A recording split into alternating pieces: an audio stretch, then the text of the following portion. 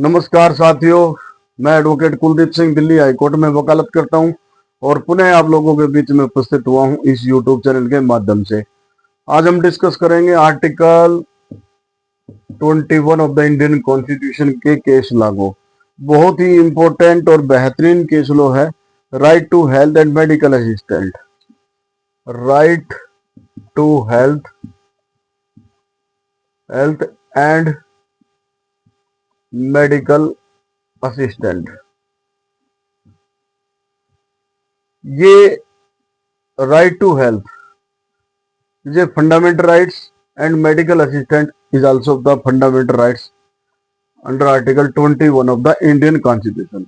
भारत के संविधान के अनुच्छेद 21 के तहत स्वास्थ्य का अधिकार और मेडिकल असिस्टेंट का अधिकार भी एक फंडामेंटल राइट्स है, जो कि बहुत ही बेहतरीन और बहुत ही इंपॉर्टेंट है। अब इस पर केस लो है। अब परमानंद कटारा, अब इसको याद रखने की जरूरत है कि परमानंद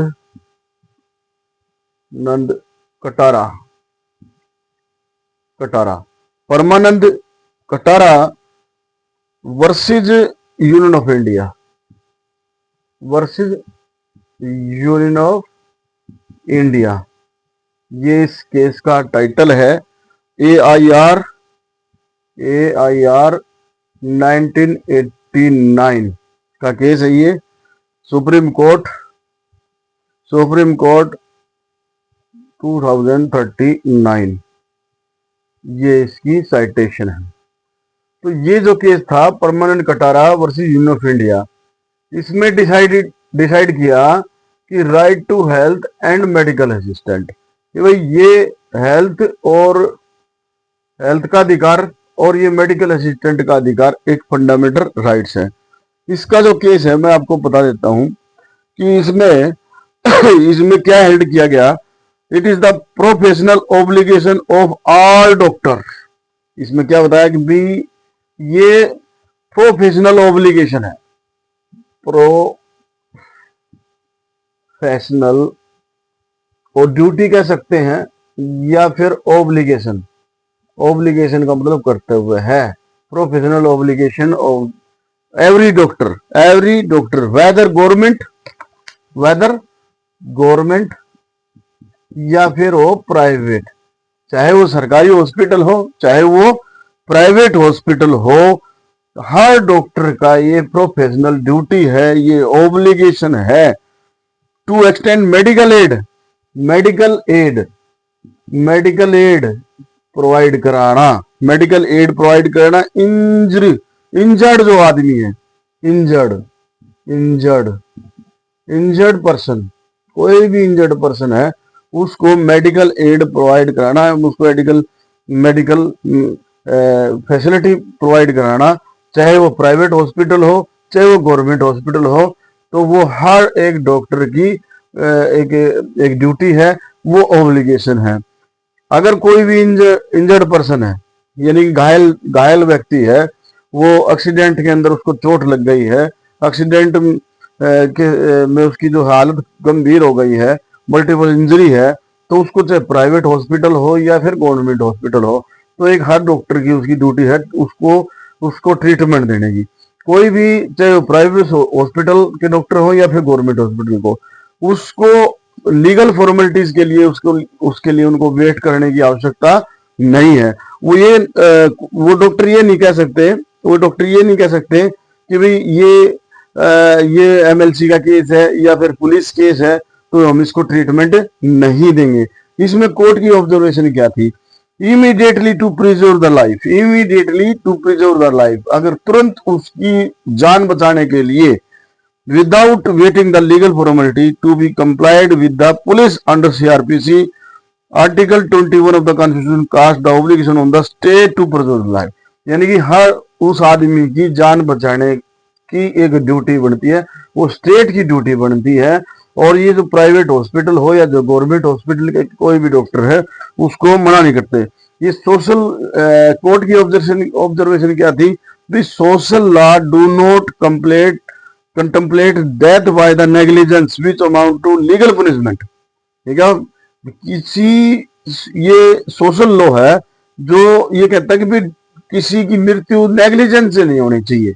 अगर मान लो कोई एक्सीडेंट में किसी को इंजरी हो गई, ये इंजर्ड है और उसको लीगल फॉर्मेलिटीज के लिए उसको वेट किया जाता है, उसका इंतजार किया जाता है, पुलिस के आने का इंतजार किया जाता है और जो फॉर्मेलिटीज होती है उसका इंतजार किया जाता है। उस इंतजार में अगर उसकी मृत्यु हो जाती है तो ये नेग्लिजेंस माना जाएगा, ये नेग्लिजेंस माना जाएगा। और no law state action can intervene to delay the discharge of this paramount obligation member of his medical profession. तो उसमें मेडिकल प्रोफेशन के लिए ये कहा कि भाई ये इनके लिए इंतजार नहीं करेंगे।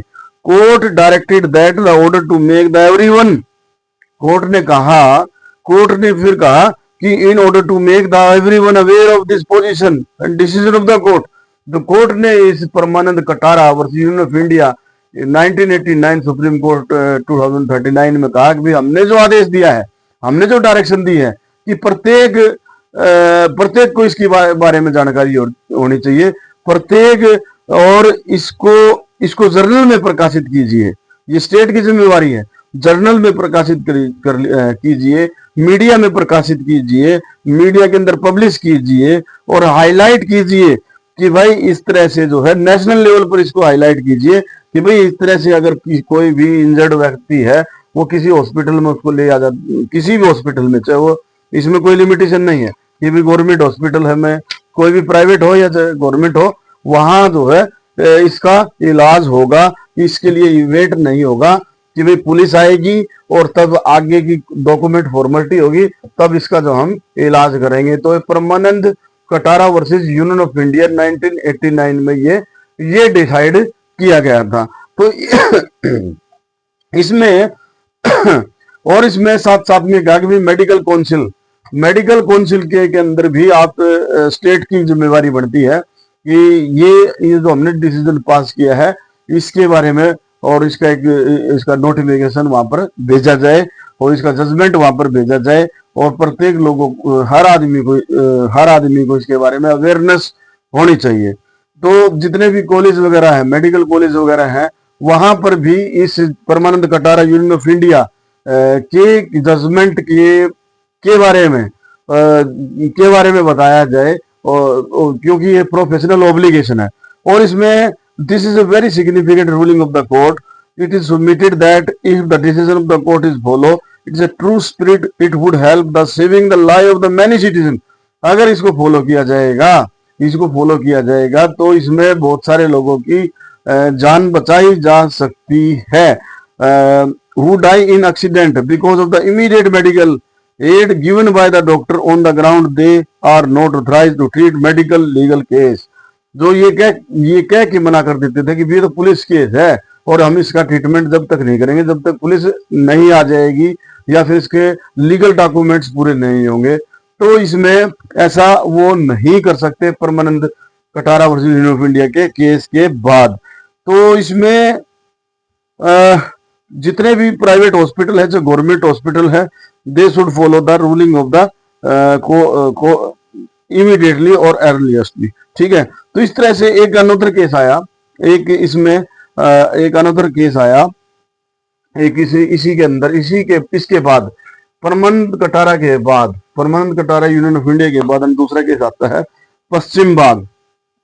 ये आता है पश्चिम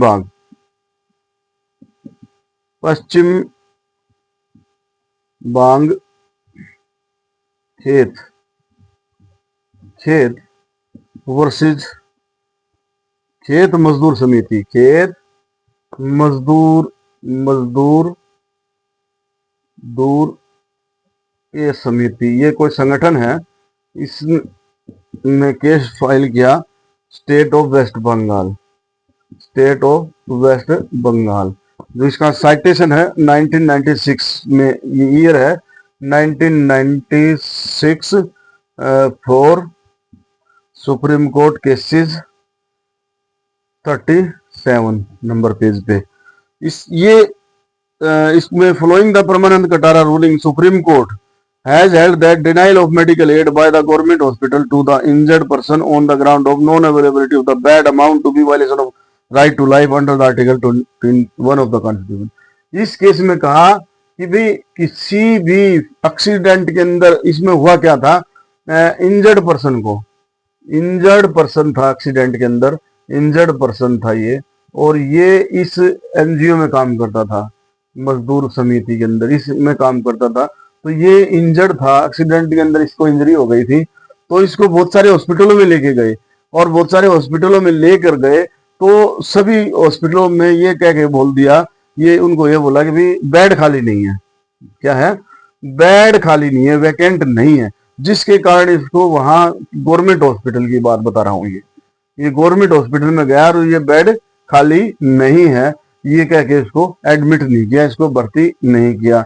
लास्ट में ये प्राइवेट हॉस्पिटल में गया, लास्ट में ये प्राइवेट हॉस्पिटल में इसको एडमिट किया, और वहां जो है इसका जो खर्चा जो आता है वो 17,000 रुपये आता है, इसका खर्चा 17,000 रुपये खर्चा आता है। तो इसके बाद जब इसकी जो ट्रीटमेंट में सुप्रीम कोर्ट ने कहा, इस केस में इन्होंने फिर केस फाइल किया कि भाई हम गवर्नमेंट हॉस्पिटल में जाते तो हमारा ये खर्चा नहीं आता, तो और प्राइवेट हॉस्पिटल में जाने के बाद 17,000 रुपये इसका खर्चा आता है। तो सुप्रीम कोर्ट ये कहता है कि भाई article 21 impose obligation on the state to provide medical assistance to every judicially injured person।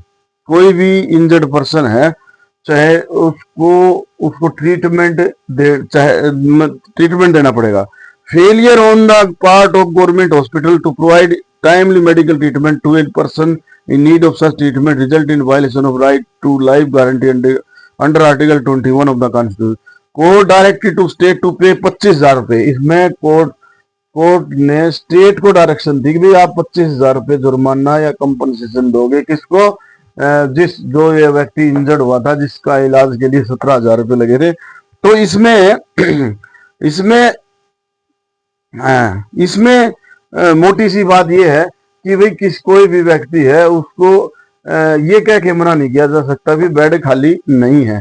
अगर वो उसका एक्सीडेंट हुआ है, उसको इंजरी हुई है, तो उसका जो है ट्रीटमेंट देना पड़ेगा। तो इस तरह से जो है ये जो दो केस मैंने Parmanand Katara versus Union of India और पश्चिम बांग खेत वर्सेस मजदूर समिति वर्सेस स्टेट ऑफ बंगाल 1996 में आया था। तो ये बहुत ही लीडिंग केस है, बहुत ही इंपॉर्टेंट केस है, जिसके अंदर ये हेल्ड किया गया कि right to health and medical assistant is a fundamental of the right under article 21 of the Indian constitution. तो जैसे कि आप लोगों ने देखा कि जब सबसे पहले article 21 only define the right to life and personal liberty up to extend to the physically rights था ये। लेकिन जैसे ही मेनका गांधी का केस आता है तो ये आर्टिकल 21 की जो इंटरप्रिटेशन है बहुत ही वाइड हो जाती है, और इसमें डे बाय डे जो है ऑनरेबल हाई कोर्ट और सुप्रीम कोर्ट इसकी व्याख्या कर रहे हैं और व्याख्या करते हैं। तो इसको बहुत ही वाइड तरीके से everything including which affect your life, जो चीज आपकी लाइफ को अफेक्ट करती है, जिसके बगैर आप जीवित नहीं रह सकते, वो सारी चीजें आपके फंडामेंटल राइट्स के अंदर आती है। जैसे मैंने अपनी प्रीवियस वीडियो के अंदर भी बताया, आपको शुद्ध पानी पीने का अधिकार है, आपको जीविका कमाने राइट टू लाइवलीहुड, आपको जीविका कमाने का अधिकार है, वो भी आपका फंडामेंटल राइट है। राइट टू शेल्टर, वो भी आपका फंडामेंटल राइट्स है। Right to against fake encounter, this is a fundamental rights है। Right to against the handcuffing, यानी कि हथकड़ी भी नहीं लगाई जा सकती except some other circumstances and special circumstances. वो जैसे मान लो कोई अक्यूज्ड पीओ है, प्रोक्लेम्ड ऑफेंडर है, भगोड़ा है, या फिर पुलिस कस्टडी से भाग गया है, तो या फिर कोई सीरियस ऑफेंस है या हैबिचुअल ऑफेंडर है, तो उस परिस्थिति में तो उसको हैंड कफिंग या हथकड़ी लगाई जा सकती है, अदरवाइज उसको हथकड़ी नहीं लगाई जा सकती। शुद्ध वातावरण में रहने की आजादी, पोल्यूशन फ्री एनवायरनमेंट के अंदर, ये भी आपका फंडामेंटल राइट है। और इसके अलावा तमाम और बहुत सारी चीजें हैं वो जो आपके जीवन से जुड़ी है, जिसके बगैर आप जी नहीं सकते। Right to get education, this a fundamental rights. तो ये तमाम बहुत सारी ऐसी चीजें हैं। फ्री लीगल एड, उसके बारे में भी उसको भी एम एच ऑस्कट का केस है, बहुत पॉपुलर केस है, उसको भी हम डिस्कस करेंगे। Right to privacy, also the fundamental rights, ये निजता का अधिकार, ये भी फंडामेंटल राइट्स है। तो ये वाइड इंटरप्रेट है किया 21 को। तो ये बहुत ही इंपॉर्टेंट दो केस मैंने आपको आर्टिकल 21 पे बताया। तो हम धीरे धीरे आर्टिकल 21 के मोस्ट ऑफ द केसेस को कवर करेंगे और फिर उसके बाद आर्टिकल 22 को हम डिस्कस करेंगे। थैंक यू, धन्यवाद।